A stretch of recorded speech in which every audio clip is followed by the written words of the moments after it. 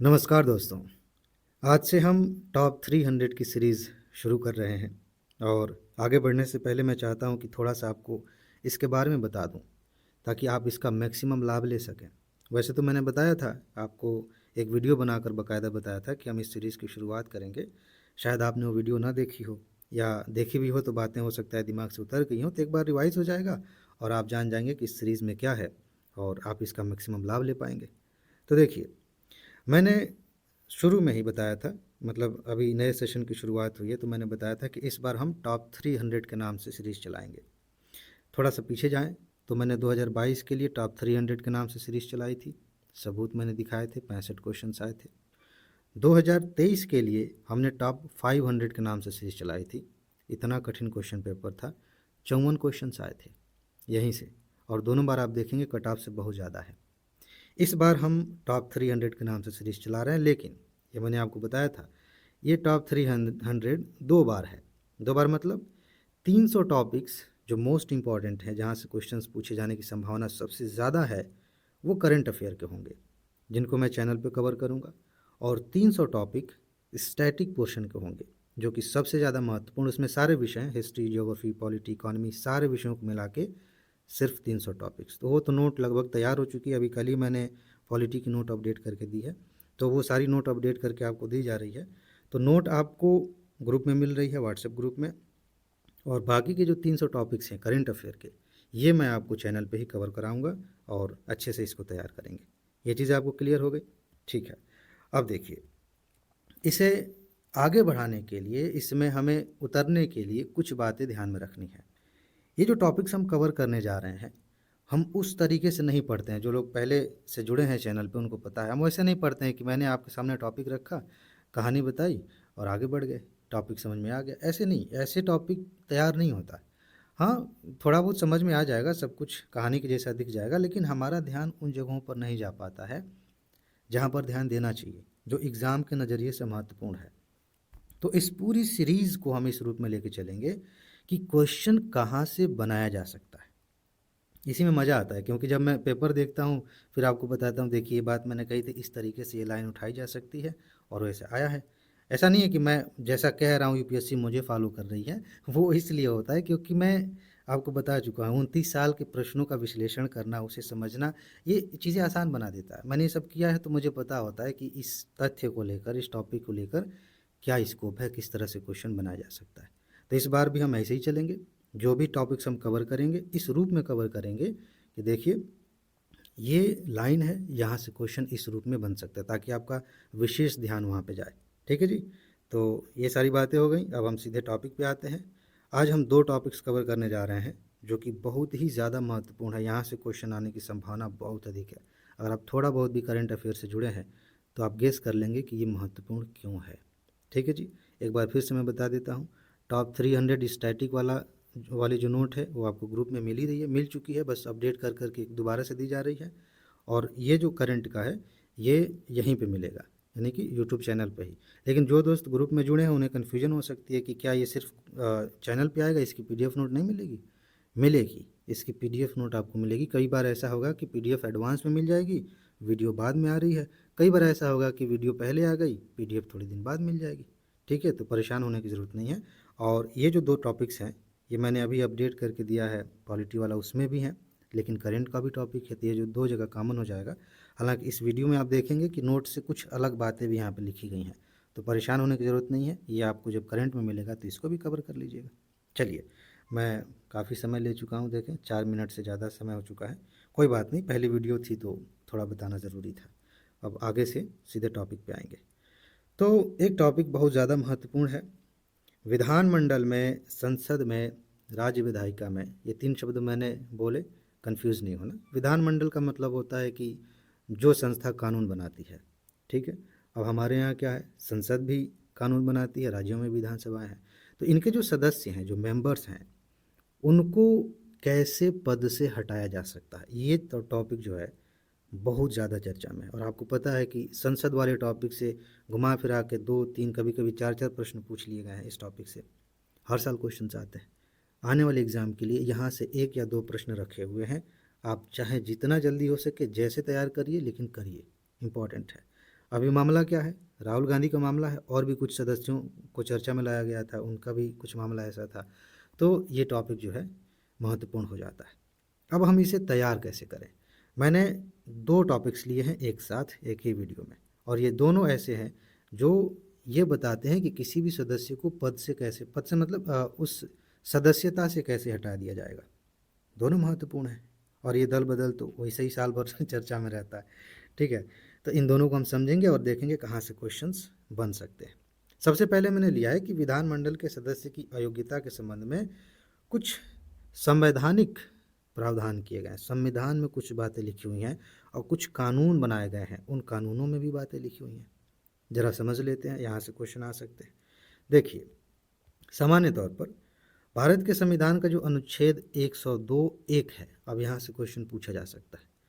अनुच्छेद वैसे ही पूछे जा रहे हैं, पीसीएस में भी क्वेश्चंस यहाँ से बनते हैं, यूपीएससी भी अब लगातार अनुच्छेदों से क्वेश्चंस 1-2 पूछ रही है। तो ये ध्यान रखिएगा, अनुच्छेद 102 और उसमें एक जोड़ दिया गया है। निम्नलिखित शर्तों पर संसद के किसी भी सदन का सदस्य होने के लिए अयोग्यता निर्धारित करता है। यानी कि ये जो बातें बताई जा रही हैं उनको हम ध्यान में रखेंगे किसी सदस्य को अयोग्य या योग्य बनाने के लिए। ठीक है, अनुच्छेद 102(1) क्या बात लिखी गई है? यदि वह भारत सरकार या किसी राज्य सरकार के अधीन लाभ का कोई पद धारण करता है। इस बारे में मुख्य परीक्षा में भी क्वेश्चंस आए हैं। प्रारंभिक परीक्षा में मेरे ख्याल से 20-21 की बात है, लाभ के पद पे क्वेश्चन आ गया था। ठीक है, तो लाभ का पद क्या होता है? सिंपल सी चीज़ आप इतना समझिए कि सरकार की तरफ से कोई सैलरी दी जा रही है। जैसे मान लीजिए कि कोई सदस्य है संसद का और उसे कोई अधिकारी बना दिया जाए, तो अधिकारी को तो सरकार की तरफ से सैलरी मिलती है, तो वो सरकार से प्रभावित होकर अपना काम करेगा। तो इस तरह से, या फिर किसी ऐसे पद पे बिठा दिया जाए जहाँ पे सरकार की ओर से पैसा दिया जा रहा है। समझ रहे हैं ना? तो अब मज़ेदार बात यह है कि ये लाभ का पद कहीं परिभाषित भी नहीं है। अगर आप ये सोचें कि सर इसका एकदम एग्जैक्ट परिभाषा बता दीजिए, तो इसी पे तो यूपीएससी ने क्वेश्चन पूछ लिया था कि ये परिभाषित है कि नहीं। न संविधान में कहीं परिभाषित है, नहीं कहीं किसी कानून में। जगह जगह इसकी चर्चा है, बस सुप्रीम कोर्ट ने इसकी जिम्मेदारी ले ली है कि हम बताएंगे बीच बीच में, बस तुम पद पे रखो तो हम बताएंगे ये है कि नहीं है। ठीक है, तो कहने का मतलब है कि अगर किसी लाभ के पद पे कोई सदस्य है, कोई विधायक, कोई सांसद है, तो उसे पद से हटा दिया जाएगा। यहाँ पे क्या लिखा है? जो संसद द्वारा कानून द्वारा घोषित पद के अलावा धारक को अयोग्य घोषित नहीं करता। कहने का मतलब यह है कि इसका सीधा सा मतलब यह है कि अगर लाभ के पद पे रहेंगे तो आपको हटा दिया जाएगा। ये लाइन थोड़ी सी टेढ़ी सी आपको लगेगी, तो इसीलिए मैंने सीधा कर दिया। इसके बाद क्या है?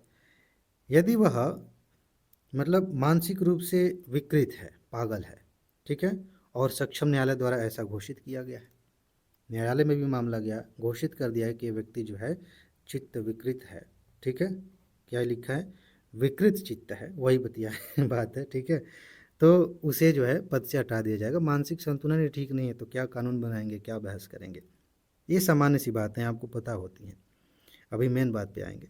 यदि वह दिवालिया हो गया है, कर्जा वर्जा लिया था, सीधा सीधा घोषित कर दिया कि अब हमसे नहीं हो पाएगा, हमारे पास कुछ नहीं है, दिवालिया हो चुके हैं हम, तो भी उसे पद पर नहीं रखा जाएगा। अब ये जो लाइनें मैं पढ़ रहा हूँ, इसको लेकर के क्वेश्चन ऐसे, जैसे नया पैटर्न आया है, यूपीएससी पूछ रही है कि केवल एक युग्म सुमेलित है, केवल 2 हैं, केवल 3 हैं, चारों हैं, या इस तरह से कोई और उपाय किया जाए। इस तरीके से सेंटेंस बनाए जा सकते हैं। ये सारी चीज़ें जो है लाइन के रूप में लिख दी जाएंगी, और यूपीएससी आपसे पूछ लेगी बताइए कितने युग्म सुमेलित हैं, तो आपको बताना होगा। कैसे बताएंगे? जब ये चीज़ें आपके ध्यान में रहेंगी। यदि वह भारत का नागरिक नहीं है, नागरिक नहीं है तो पहले तो संसद का सदस्य ही नहीं बन पाएगा, विधायक ही नहीं बन पाएगा। कहने का मतलब यहाँ पे यह है कि नागरिक थे, अब नहीं रहे, तो पद भी चला जाएगा। ठीक है, या उसने स्वेच्छा से किसी विदेशी राज्य की नागरिकता प्राप्त कर ली, अपने मन से कोई जाके कनाडा में बस गए, अमेरिका की नागरिकता ले ली। बस गए से नहीं काम चलता है, नागरिकता वहाँ की ले ली तब। बहुत सारे लोग विदेशों में रहते हैं, देश में आते जाते रहते हैं, भारत के नागरिक हैं, तो बसने से नहीं मामला है। मामला ये है कि आप नागरिक हो जाते हैं कहीं के। ठीक है, तो विदेशी राज्य की नागरिकता ले ले, या फिर किसी विदेशी राज्य के प्रति निष्ठा या पालन की स्वीकृति के अधीन है। ठीक है, निष्ठा या पालन की स्वीकृति का अधीन का मतलब इसमें बहुत सारी चीज़ें इसी तरह की हैं जो कि आपकी नागरिकता को से आपको जोड़ के देखी जाएंगी। आप जब नागरिकता हटाने को लेके देखेंगे कि किन किन चीज़ों के आधार पर नागरिकता हटा दी जाती है, तो उसमें कुछ इस तरह की बातें आपको मिलती हैं कि जब युद्ध हो रहा था तो तुम किसी और देश के पक्ष में तो नहीं थे, किसी और देश का, किसी शत्रु देश का साथ तो नहीं दिए। इस तरह की बातें भी होती हैं, तो वो तो खैर नागरिकता हटाने की बात है। तो ये थोड़ा सा आइडिया आपको होना चाहिए कि कैसे जो है वो व्यक्ति सदस्य नहीं रहेगा। इसके बाद एक और लाइन है, यदि वह संसद द्वारा बनाए गए किसी कानून द्वारा या उसके तहत अयोग्य घोषित किया जाता है। ठीक है, कानून द्वारा अयोग्य है या फिर संसद ने बाद में उसे अयोग्य घोषित किया है किसी कानून को बना करके, तब जो है अयोग्य हो जाएंगे। अभी आगे हम इसी पे बात करेंगे कि दल बदल कानून संसद ने ही बनाया है, उसके आधार पे भी अयोग्य घोषित किया जाता है। ये सारी लाइनें स्टेटमेंट के तौर पे आपके सामने दी जाएंगी और पूछा जाएगा कौन से युग में सही है। ध्यान रखिएगा, अनुच्छेद 102 में यह भी कहा गया है, अभी तक हम ऊपर सबसे लाइन क्या पढ़े थे, पहली लाइन अनुच्छेद 102 एक, अब अनुच्छेद 102 में क्या कहा गया है कि एक व्यक्ति संसद के किसी भी सदन का सदस्य होने के लिए अयोग्य होगा यदि क्या 10वीं अनुसूची के तहत अयोग्य घोषित कर दिया जाता है। फिर वही बात, संसद ने कानून बनाया एक दल बदल विरोधी कानून, अनुसूची भी बनाई है 10वीं अनुसूची, 10वीं अनुसूची से बार बार प्रश्न आते हैं, पीसीएस में भी प्रश्न आते हैं, सीधे सीधे यूपीएससी ने भी पूछ रखे हैं कि 10वीं अनुसूची का संबंध किससे है।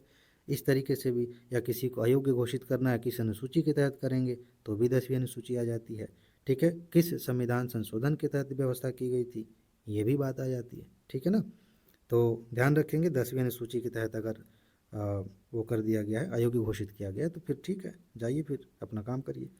इसके बाद संसद ने आरपीए एक्ट 1951, आरपीए का मतलब होता है जन प्रतिनिधित्व कानून, ठीक है, रिप्रेजेंटेशन ऑफ पीपल एक्ट इसका फुल फॉर्म होता है, तो शॉर्ट में ही जो है आरपीए इसको कहा जाता है। जन प्रतिनिधित्व कानून 1950 में एक बना था जिसमें थोड़ी सी बातें थी, मेन कानून 1951 में बना था, उसमें ज़्यादा बातें हैं।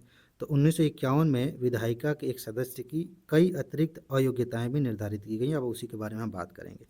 ठीक है, तो अभी तक हमने क्या देखा कि संविधान के अनुच्छेदों में क्या क्या बातें की गई हैं। अब हम देखने जा रहे हैं कि 1951 में जो कानून बनाया था संसद ने, उस कानून में कौन सी बातें की गई हैं जिसके आधार पर किसी व्यक्ति को अयोग्य घोषित किया जा सकता है।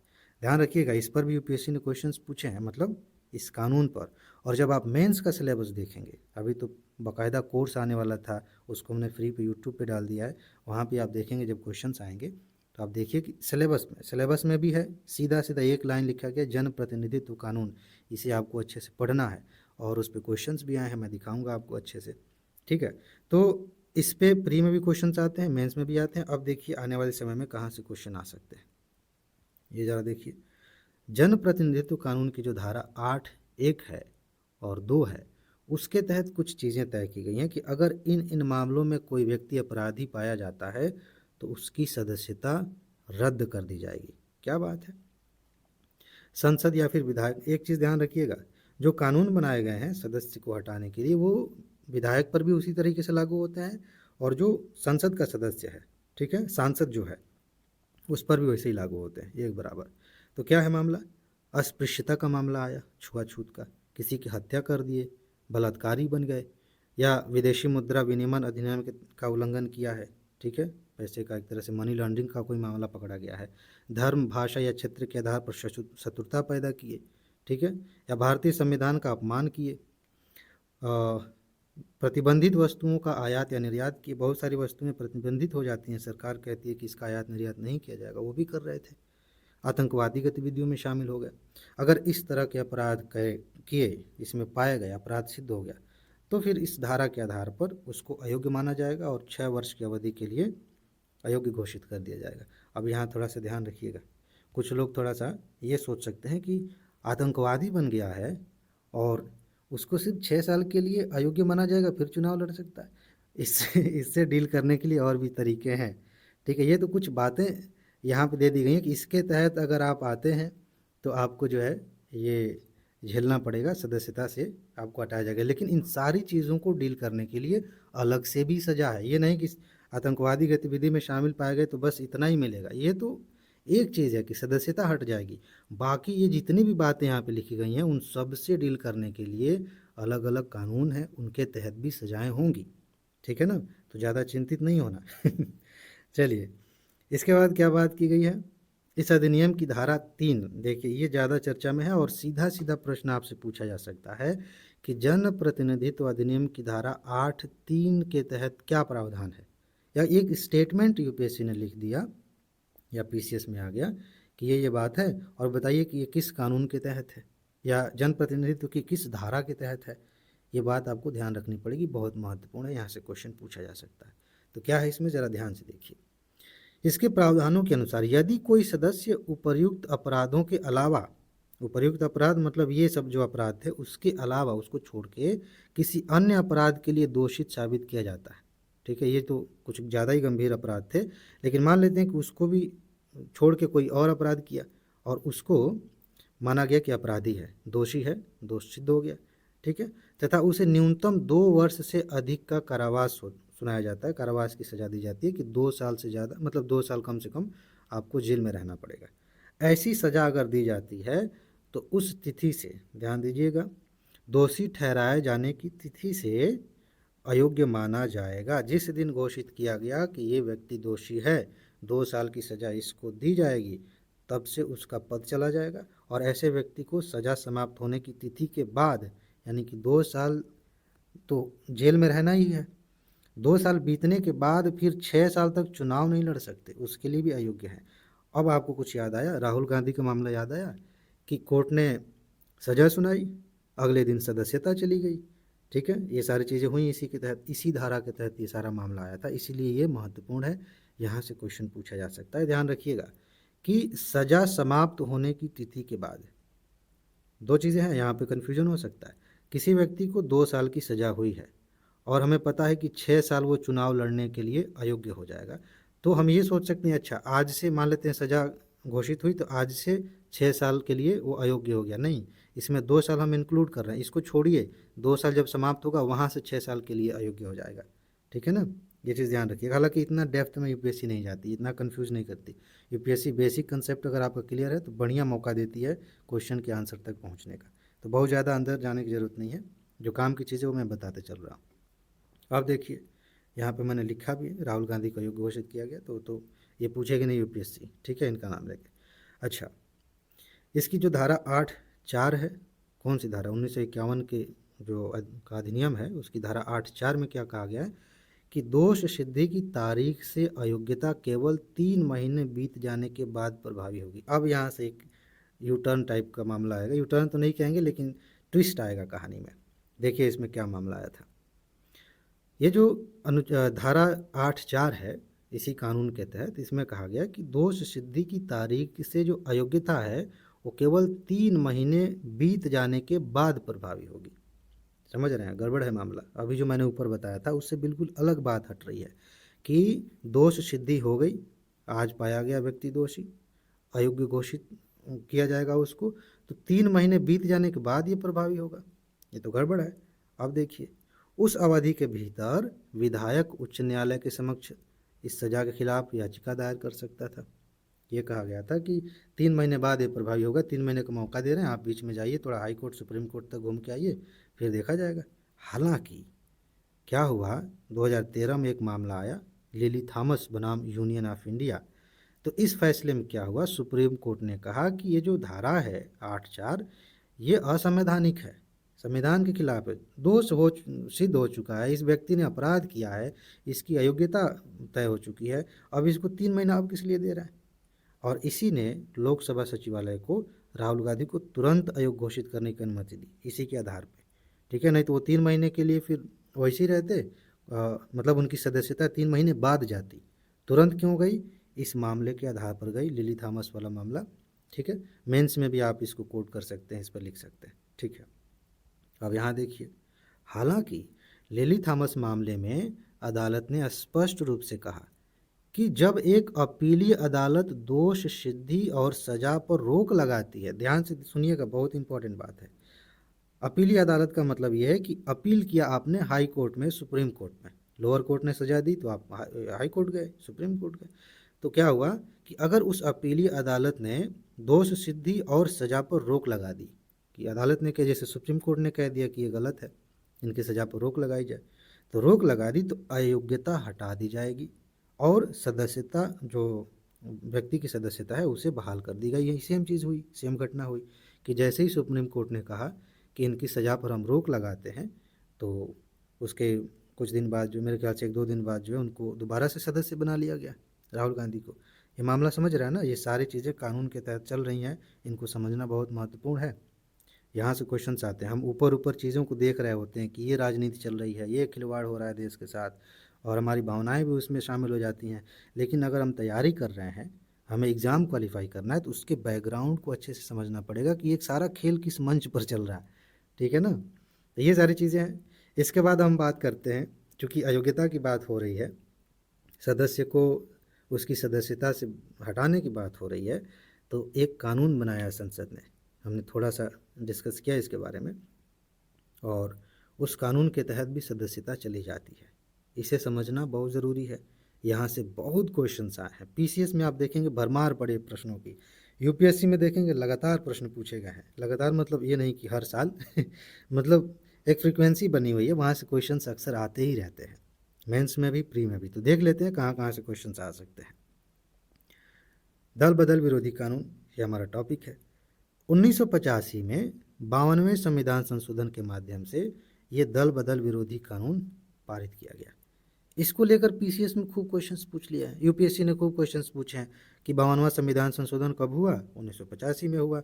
दल बदल विरोध, ये 52वां संविधान संशोधन का संबंध किससे है, दल बदल विरोधी कानून से है। तो इसी चीज़ को, इसी लाइन को घुमा फिरा के खूब क्वेश्चंस पूछे गए हैं। अगर आप पीसीएस की भी तैयारी करते हैं तो भी ध्यान रखिएगा। और ये देखिए 10वीं अनुसूची, कमाल है, खूब क्वेश्चंस आए हैं। अनुसूची बना दी गई है हमारे संविधान में, जितने भी विषय हैं ना, उन मोटे मोटे विषयों को क्या किया गया है, जैसे मान लीजिए कि आपके पास बहुत सारे सामान है, बहुत सारी चीज़ें हैं, घर की चीज़ें हैं, तो आपने उठा के क्या किया कि उन सारी चीज़ों को 10 डब्बों में बंद कर दिया, ठीक है। एक तरह की चीज़ें इस डब्बे में, दूसरे तरह की चीज़ें इस डब्बे में, तीसरे तरह की चीज़ें इस डब्बे में, इस तरह से आपने सामान रख दिया। ऐसे ही हमारे संविधान में बहुत सारी चीज़ें हैं, बहुत सारे मतलब प्रावधान हैं अलग अलग तरीके के, तो उनको जो मिलते जुलते हैं उनको इकट्ठा एक एक जगह पर रख दिया गया। पहली अनुसूची में किस खास तरह के विषय है, दूसरी में किसी खास तरह के विषय हैं, तीसरी में ऐसे, तो कुछ महत्वपूर्ण विषयों को इन अनुसूचियों के तहत रख दिया गया। वैसे ही इस 10वीं अनुसूची जोड़ी गई इसी संविधान के तहत, ठीक है। उसके पहले 9 अनुसूचियाँ थीं, ये 10वीं हो गई, उसके बाद भी संशोधन हुए, 11वीं 12वीं अनुसूचियाँ जोड़ी गई, ठीक है। तो इसमें दल बदल संबंधी जो है कानून को शामिल किया गया है, ओके। अब क्या है, सीधी सी बात है, किसी जनप्रतिनिधि को जो है अयोग्य घोषित किया जाता है इस कानून के तहत। कब अयोग्य घोषित किया जाएगा, फिर से अब देखिए क्वेश्चन कैसे बनेगा। यह तो यूपीएससी पुराने पैटर्न पे पूछे कि 4 स्टेटमेंट दिए, 3 स्टेटमेंट दिए और आपके सामने कोड बना दिया, केवल एक सही है, केवल 2 और 3 सही हैं, ऐसे करके केवल 1 2 3 सही हैं। या फिर यूपीएससी पूछ ले कि केवल एक युग्म सही है, 2 युग्म सही हैं, 3 युग्म सही है, इस तरीके से। तो आप दोनों में देखेंगे फॉर्मेट यही रहेगा कि इसके जो प्रावधान हैं वहाँ से लेकर के लाइनें डाली गई हैं। इन प्रावधानों को ध्यान में रखिएगा, ज़्यादा है नहीं, कुछ ही हैं, ध्यान में रखना है कि हाँ यहाँ से क्वेश्चन बन सकता है। तो किस आधार पे अयोग्य घोषित किया जाएगा, पहली बात यह है कि एक निर्वाचित सदस्य है, वो स्वेच्छा से किसी राजनीतिक दल की सदस्यता छोड़ देता है तो अयोग्य घोषित हो जाएगा। क्यों? क्योंकि कोई मजाक थोड़ी चल रहा है कि आप आए किसी और पार्टी के नाम पर चुन के, और आने के बाद कह रहे हैं कि भाई हम तो अब इनके यहाँ से रहेंगे, इस पार्टी के सदस्य रहेंगे। तो ऐसे नहीं होगा। लोगों ने आपको जो वोट दिया वो पूरी पार्टी को ध्यान में रखते हुए वोट दिया था, ठीक है। उसकी मानसिकता, उसकी विचारधारा, उसकी प्लानिंग, देश के लिए जो उसकी घोषणाएं थी, उस आधार पे। तो अब आके आप दूसरी पार्टी में शामिल हो रहे हैं, तो एक तरह से ये धोखेबाजी हो गई ना। तो इस आधार पे सदस्यता जो है चली जाएगी। इसके बाद कोई निर्दलीय व्यक्ति है, आप चुनाव लड़ने से पहले कह रहे थे कि कोई भी पार्टी ठीक नहीं है, सारे चोर हैं मतलब इस तरह से आप सबकी बात कर रहे थे कि कोई इस लायक है ही नहीं कि हम किसी पार्टी में जाएं, हम अकेले अपने दम पे लड़ेंगे, जाएंगे, आपके लिए कानून बनाएंगे, क्षेत्र का विकास करेंगे। लोग बहुत प्रभावित हो गए, हमारा हीरो नायक आ गया, वोट दे दिए, जीत गए। अब जाने के बाद आपको लग रहा है कि अरे फला पार्टी हमको बुला रही है, हम जाना चाहते हैं, जाइए फिर सदस्यता छोड़िए। तो निर्दलीय किसी राजनीतिक दल में शामिल हो जाए तो उसकी सदस्यता चली जाएगी। इसके बाद तीसरी बात, किसी सदस्य द्वारा सदन में पार्टी के पक्ष के विपरीत वोट किया जाता है। कई बार बहुत महत्वपूर्ण मुद्दों पर वोटिंग हो रही होती है, और आप व्हिप के बारे में आपको पता होगा, मैंने नोट्स दिया उसमें भी है। व्हिप जारी किया जाता है, उस समय खास तौर से इस बात का ध्यान रखा जाता है कि हमारे, मान लेते हैं कि हमने एक पार्टी बनाई है, तो हमारे पार्टी के जितने भी सदस्य हैं इस मुद्दे पर यही विचार रखेंगे। लेकिन कोई व्यक्ति दूसरा विचार रख दे, हमारे खिलाफ चला जाए, तो ये माना जा सकता है कि शायद उसने विपरीत पार्टी से समझौता कर लिया हो। तो एक तरह से वो भी दल बदल का ही मामला आ गया, है ना। तो ऐसा कुछ होता है, विपरीत वोट कर दे तो उसकी सदस्यता चली जाएगी। लेकिन मेंस के लिए जब हम बात करेंगे ना, तो इसके नुकसान भी देखेंगे कि इस चक्कर में बहुत सारे जो सदस्य हैं वो अपनी पर्सनल राय नहीं रख पाते हैं। हो सकता है कि उनकी खुद की राय मेन पार्टी की राय से अलग हो, पार्टी के बाकी सदस्यों की राय से अलग हो, लेकिन अगर वो राय रखेगा तो ये माना जाएगा कि इसने दूसरे से किसी से पैसा लिया है या जो भी है, दूसरी पार्टी से शामिल हो गया पार्टी में, तो इसे हटाया जाए। इस डर से भी नहीं कोई अपनी राय रख पाता, वो अलग बात है। लेकिन इस कानून के तहत अगर विपरीत वोट करेंगे तो फिर सदस्यता जाएगी। इसके बाद कोई सदस्य स्वयं को वोटिंग से अलग रखता है, ये भी उसी तरह का मामला है कि आज हम आएंगे नहीं, आज हम अब्सेंट रहेंगे, ज़रूरी मामला है, वोट करना है किसी मुद्दे पर। जैसे मान लीजिए अविश्वास प्रस्ताव आ गया है ना, और उसमें वोट करना है, हम कह रहे हैं कि आज हम नहीं आएंगे। हो सकता है कि प्रभावित हो सकता है किसी ने कहा हो कि आज जाना मत, तुम्हारी वजह से एक वोट कम हो जाएगा तो हमें फ़ायदा हो सकता है। तो ऐसे मामलों में माना जा सकता है कि आपने दल बदल किया, मतलब जो व्यक्ति सदस्य है उसने दल बदल किया है, तो इस आधार पर उसकी सदस्यता चली जाएगी। इसके अलावा एक बहुत ही मज़ेदार है, इसे जब भी मैं पढ़ता हूँ मुझे पता नहीं क्यों हंसी आ जाती है। 6 महीने की समाप्ति के बाद कोई मनोनीत सदस्य किसी राजनीतिक दल में शामिल हो जाता है। मतलब पता नहीं क्यों ये प्रावधान शामिल किया गया है। इसके कहने का मतलब ये, आपको पता है कि संसद में कुछ सदस्य मनोनीत किए जाते हैं, राज्यसभा में विशेष रूप से, लोकसभा में भी थे, कानून बना के अभी हाल ही में उसको हटा दिया गया, ठीक है।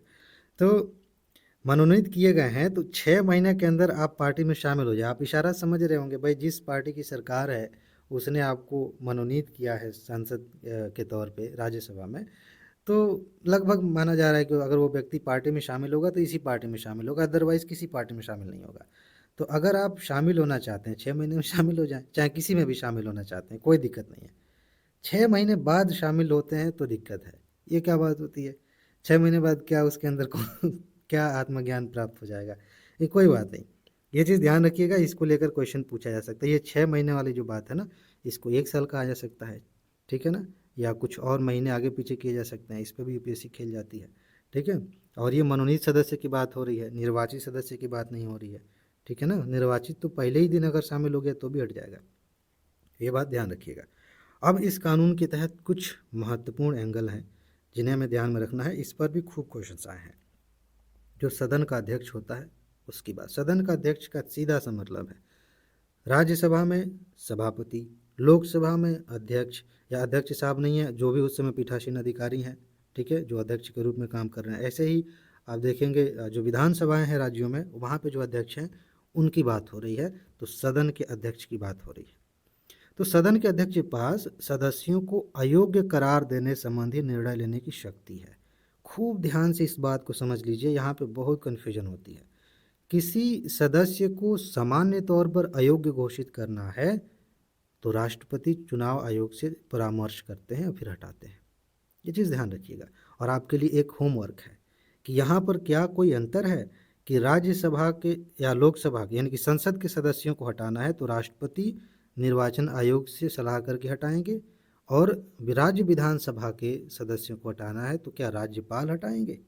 ये आपके लिए होमवर्क है, इसको बहुत अच्छे से खोज के तैयार कर लीजिएगा। ये कन्फ्यूजन बहुत लोगों को परेशान करके रखती है। लेकिन ये सामान्य सिचुएशन में है कि कोई और मामला है, दल बदल के अलावा कोई और मामला, जैसे अभी हमने पढ़ा ना, कानून पढ़ा कि इस कानून के की इस धारा के तहत हटाया जाएगा, तो हटाएगा कौन? राष्ट्रपति हटाएंगे। संसद की मैं बात कर रहा हूँ, कन्फ्यूजन आपके लिए बना के रख रहा हूँ कि आप उसको कमेंट में करें, देखें कि राज्यपाल के पास भी ऐसे कोई शक्ति है कि नहीं। सामान्य तौर पर हम संसद के सदस्यों की बात करें तो राष्ट्रपति हटाते हैं। अगर दल बदल हुआ है तो वहाँ पर फैसला लेने का अधिकार सदन के अध्यक्ष के पास होता है। ये चीज़ आप अच्छे से ध्यान रखिएगा, यहाँ से प्रश्न पूछे जाते हैं। दल बदल के आधार पर अयोग्यता संबंधी प्रश्नों पर निर्णय के लिए उसे सदन के सभापति या अध्यक्ष के पास भेजा जाता है, जो कि न्यायिक समीक्षा के अधीन होता है। क्या मतलब है इसका?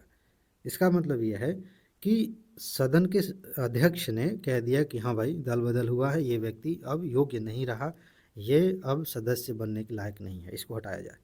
लेकिन उसकी न्यायिक समीक्षा की जा सकती है, अर्थात जिस व्यक्ति को अयोग्य घोषित किया गया, अगर उसे लगता है कि उसके साथ ठीक नहीं हुआ है, उसके साथ अन्याय हुआ है, उसने कोई दल बदल नहीं किया है, तो वो सुप्रीम कोर्ट, हाई कोर्ट, जो भी उसके लिए व्यवस्था की गई है वो जा सकता है। इस बारे में बातचीत हो सकती है, न्यायालय अपना फैसला दे देगा, यानी कि उस फैसले की न्यायिक समीक्षा हो सकती है। क्योंकि इस मामले में जो अध्यक्ष साहब हैं वो एक ट्रिब्यूनल की तरह काम करते हैं। इस पर भी एक मामला आया था, अभी मुझे ध्यान नहीं आ रहा है, छोड़िए, अब दूसरा कोई केस बोल लूँगा तो आप कंफ्यूज हो जाएंगे। तो एक मामला आया था, उसमें ये बात कही गई थी कि ये एक ट्रिब्यूनल की तरह काम करते हैं, तो इनके फैसले का जो है कि न्यायिक समीक्षा हो सकती है। अब अपवाद देखिए, इस कानून के तहत कुछ अपवाद हैं, कमाल के अपवाद हैं, ध्यान से समझिए। दल बदल विरोधी कानून में एक राजनीतिक दल को किसी अन्य राजनीतिक दल में या उसके साथ विलय करने की अनुमति दी गई है। किसी पूरी पार्टी किसी में शामिल हो जाए, ये चल जाता है। आप देखते रहते हैं पार्टियां इधर से उधर शामिल होती रहती हैं, बशर्ते कि उसके कम से कम 2/3 विधायक विलय के पक्ष में हों। 4 लोग मिले और कह रहे हैं कि हम ये पार्टी छोड़ के इसमें चले जाएंगे, तो जाइए, आपकी सदस्यता सदस्यता चली जाएगी, ठीक है। लेकिन 2/3, कम से कम 2/3 उस पार्टी से, ओरिजिनल पार्टी से टूट के किसी और पार्टी में जा रहे हैं। आप देख ही रहे हैं हमारे देश में अलग अलग राज्यों में ऐसी घटनाएं होती रहती हैं। तो 2/3 जाते हैं तो कोई बात नहीं, जाओ, शौक से जाओ, तो वहाँ पे कोई ये कानून लागू नहीं होगा। ऐसे में न तो दल बदल रहे सदस्यों पर कानून लागू होगा और न ही राजनीतिक पार्टी पर, ना ही उस पार्टी पर कानून लागू होगा, ठीक है ना, ये चीज़ ध्यान रखें। इसके अलावा सदन का अध्यक्ष बनने वाले सदस्य को इस कानून से छूट प्राप्त है। अब एक कमाल की बात यह है कि जो व्यक्ति सदन का अध्यक्ष बन गया है, क्या उस पर दल बदल विरोधी कानून लागू होता है? नहीं लागू होता है, उसे छूट मिली हुई है। ये बात आप ध्यान रखेंगे, ठीक है। अब देखिए, मज़ेदार बात एक और है, इसमें तथ्य है जिसको संशोधित किया गया था बाद में। 1985 में जो अधिनियम बना, उसके अनुसार एक राजनीतिक दल के निर्वाचित सदस्यों के 1/3 सदस्यों द्वारा दल बदल या विलय को, मतलब दल बदल को विलय माना गया कि ये चलो ठीक है। जैसे कि अभी हमने पढ़ा ना 2/3, सेम उसी तरह की बात थी। 1/3 लोग चले जाते, 1/3 लोग चले जाते तो कोई बात नहीं थी, किसी पर भी कानून लागू नहीं होता। आगे चल के इसे 2/3 कर दिया गया। यानी कि आपको इसे इस रूप में भी ध्यान रखना है, 1/3 और 2/3। हो सकता है कि यूपीएससी सेंटेंस बनाए और कहे कि 1/3 सदस्य अगर शामिल हो जाते हैं किसी पार्टी में तो इसे दल बदल नहीं माना जाएगा। इसे दल बदल माना जाएगा, पहले नहीं माना जाता था। 2003 में कानून बनाया गया था, जो 91वां संविधान संशोधन था, उसमें कह दिया गया कि 1/3 नहीं 2/3 होना चाहिए, ठीक है। 2003 में जो है दल, इसे बदल दिया गया और दल बदल विरोधी कानून में एक राजनीतिक दल को किसी अन्य राजनीतिक दल में या उसके साथ विलय करने की जो अनुमति है वो दी गई, बशर्ते कि 2/3 सदस्य जा रहे हों उसमें, ठीक है। मुझे उम्मीद है कि इतना प्यार से, इतना आराम से जिस हिसाब से हमने डिस्कस किया है, आपको सारा मामला समझ में आ गया होगा और आपको ये भी समझ में आ गया है कि कहाँ कहाँ पर ध्यान देना है, किस तरीके से क्वेश्चंस पूछे जाते हैं। अगर आपने सिर्फ इतना ही ध्यान में रखा, इसके अलावा इस टॉपिक से कुछ भी नहीं पढ़ा, कुछ नहीं, तो भी आप इससे संबंधित सारे सवालों के जवाब देंगे 100%। क्योंकि बहुत सारी चीज़ें उसमें शामिल की जा सकती हैं जो किताबों में कहीं नहीं है, या फिर मैंने नहीं पढ़ाया, लेकिन उसका स्कोप मैंने नहीं छोड़ा, और थोड़ा बहुत भी इधर इधर हुआ, कुछ हुआ, तो आप इसी के आधार पे जो समझ बनी है, अभी जो तथ्य आपने देखे हैं, जो कॉन्सेप्ट समझा है, उसी के आधार पे आप 100% क्वेश्चन को सही करेंगे, ठीक है जी। बाकी मैंने आपको बताया है, अभी अगर आप इस वीडियो को 15 अगस्त से पहले देख रहे हैं तो ऑफ़र का लाभ ले सकते हैं, और बाद में देख रहे हैं तो भी आप कमेंट में जाएंगे तो पीडीएफ नोट की जानकारी वाला लिंक दिया गया है, उसे आप देखेंगे, सब कुछ पता चल जाएगा, उससे जुड़ सकते हैं। स्टैटिक वाली नोट आपको अभी मिल जाएगी, उसको जल्दी से तैयार कर लीजिए, करंट वाली वीडियो भी आती रहेंगी और पीडीएफ भी मिलेगी ग्रुप में, ठीक है जी। तो बस इसमें इतना ही, अपना ख्याल रखिए, खुश रहिए, मस्त रहिए, मुस्कुराते रहिए, जल्दी से सफल होइए और ज़िंदगी को एंजॉय करिए। आगे मिलते हैं, नमस्कार।